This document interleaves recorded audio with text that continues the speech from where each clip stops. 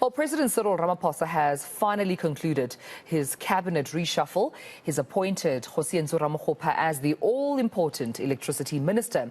Senior reporter Aviwe Mtila is getting reaction from South Africans this morning and joins us now to tell us what everyone on the ground actually has to say. And Aviwe, good morning to you, colleague. I'm sure a lot of reaction coming out of South Africans. Might not be with you this morning, all of them, but definitely in households, on their WhatsApp groups, at work this morning as they drive into work.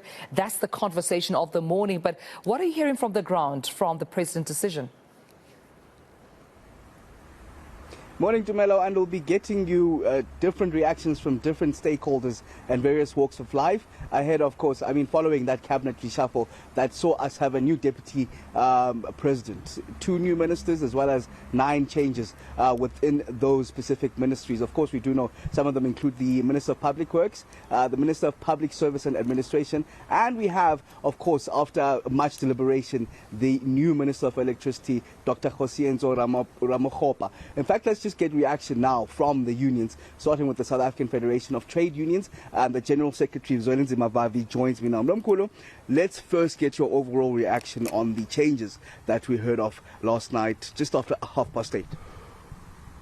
It doesn't change our view that we hold that reshuffling a cabinet in a context where South Africa finds itself in a situation of a failed state is more like shifting the chairs in a sinking ship.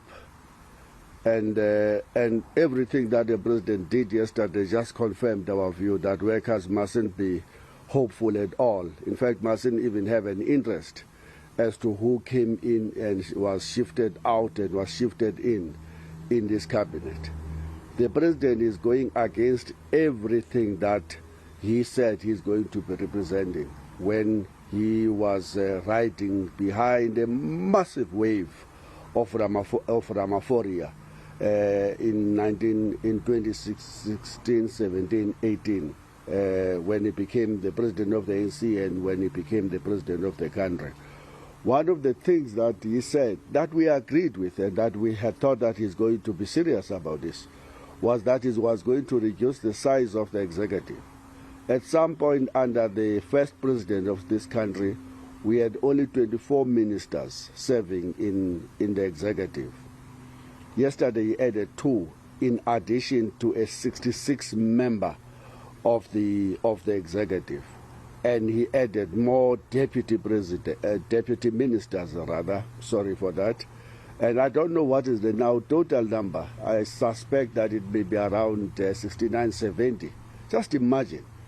At the time when your country is battling with unemployment that is at 42%, at the time when the people that were supposed to be liberated, black people, are battling with unemployment hovering around 50%, at the time when you promised liberation to women, black women in particular, were the face of the triple oppression, with 50% of them, or more than 50% of them unemployed, you creating a cushion position for factions and to have good time and, at a time and hardly doing any difference to the lives of ordinary people.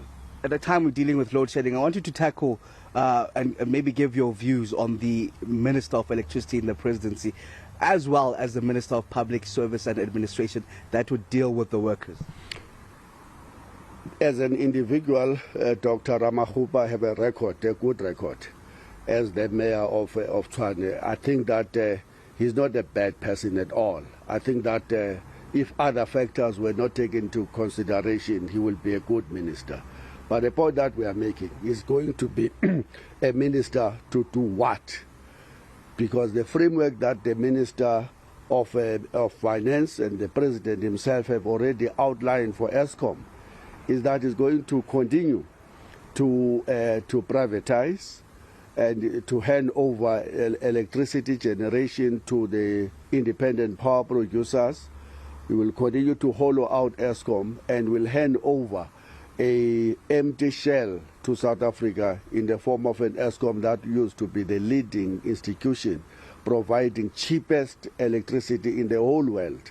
That's what we have a problem with, is the mandate that is going to be carrying out as the Minister of Electricity. That set him immediately against all of us. That's our first problem.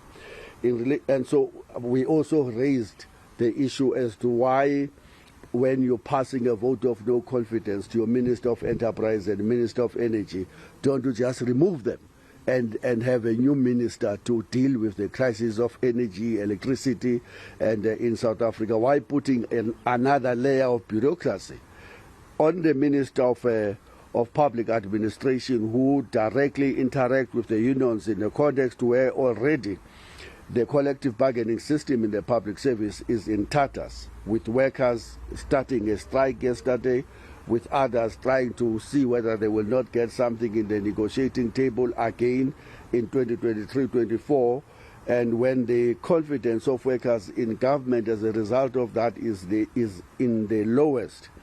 You put in a comrade who was a premier, a failed premier, from the Eastern Cape. This is the problem of recycling. You know, when you recycle in order to satisfy factional positions, and you're bound to make these meaningless appointments into critical positions, I don't think that the minister will be of help to the president at all. Before I let you go, I must ask, of course, yesterday we were at the Hillbrow police stations opening a case against the former CEO of Eskom, Andre de Ruyter. Maybe an update on how that went? It went very well. The police have been disempowered when it comes to these issues. As soon as you say minister, executive of the high-flying nature in the form of the Eskom, the police immediately say that's not in our terrain. We are not allowed to touch these cases. This goes straight to the DPP, and so they called the Hawks, and the Hawks came flying, and it is the Hawks that gave us the case number. And it is the Hawks that told us that there is a case of a similar nature that has been opened by Mose Maimane in Cape Town, and that they are now seeing this as a singular investigation that is already underway. And it is they who told us that the dimensions we're bringing bringing into the table will help them to broaden their investigation. So we're quite confident from how they received us that they seem to be very serious that they're going to take up this issue. But please, we are also having an element of being skeptical. We have laid charges as Saftu before against companies that were milking Eskom.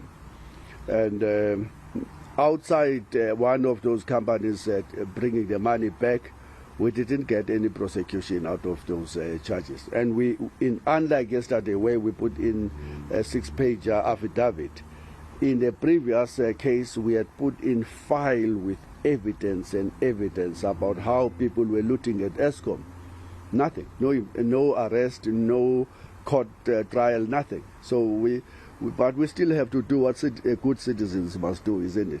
Every time there's something like that, we must go to the police station and say, please investigate. All right, thank you very much. That's the General Secretary of Saftu, following, of course, opening those charges against Andre de Ruyter pertaining to that Section 34 of the PRICA Act, where he is to expose corruption that he knows of, given that he did that explosive interview with eNCA and eNCA Larson. Just giving, of course, also details and back analysis on the cabinet reshuffle that we saw, saying that Dr. Ramaphosa is on book, a good candidate for the job, but he's got a mammoth task with Eskom being hollowed out. Yeah, indeed, Aviwe, all, eyes will be on him and how he gets the country out of this energy crisis. How exactly he does that, that, of course, begs the question. We'll have to find out. But we'll continue with those reactions. Colleague Aviwe Mtila, senior eNCA reporter for us right here on eNCA.